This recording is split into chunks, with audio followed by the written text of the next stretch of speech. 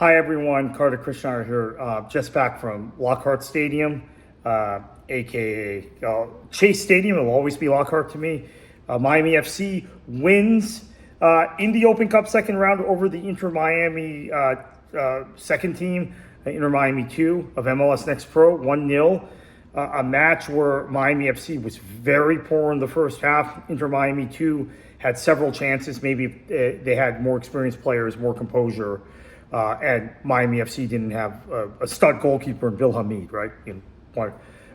Former national team standout, U.S. men's national team standout. Maybe it's 2 or 3-0 at halftime. So, and actually early in the second half also, Inter Miami 2 very good. But huge win in terms of the psyche coming off of another loss in the USL Championship.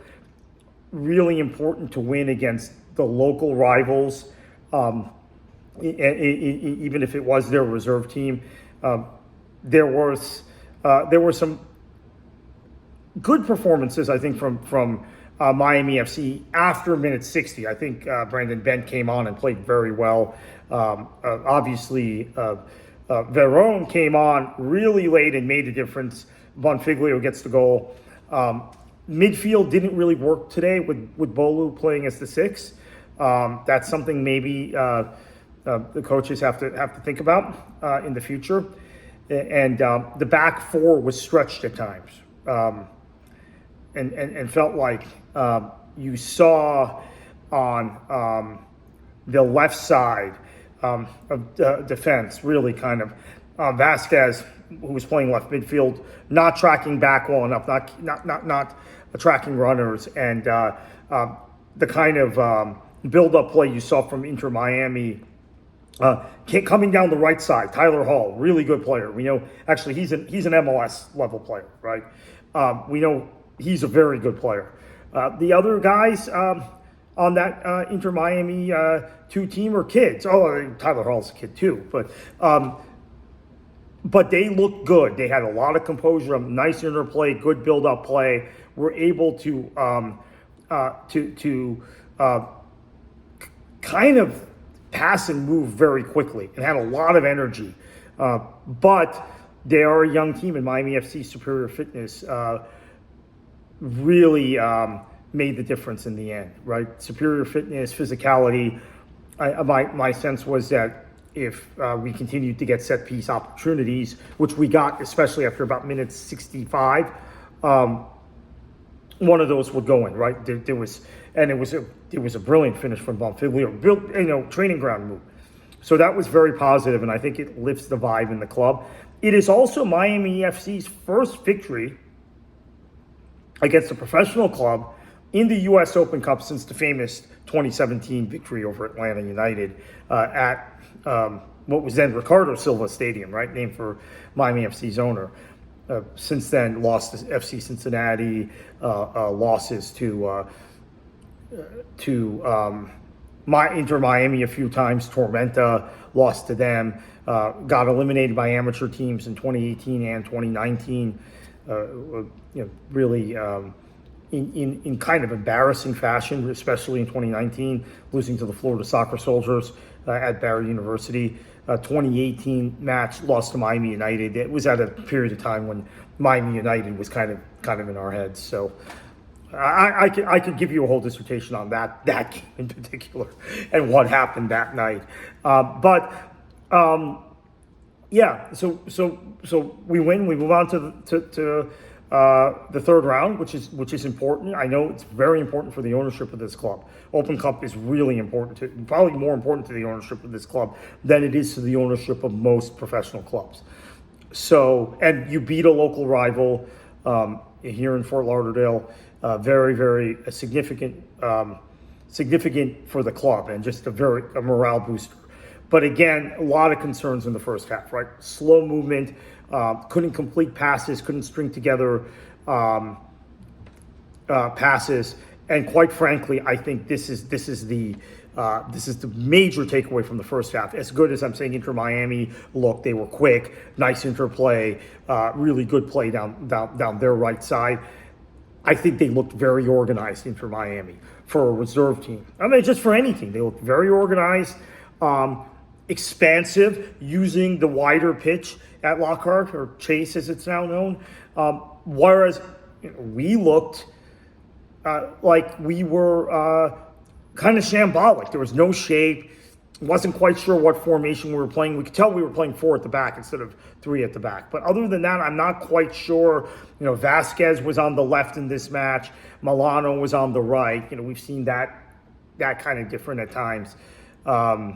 Vasquez has played several different positions.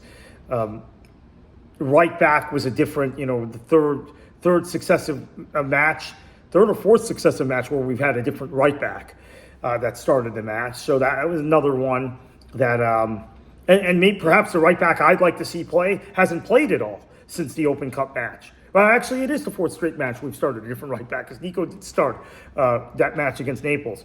Nico Cardona's a player I probably would like to see get another shot.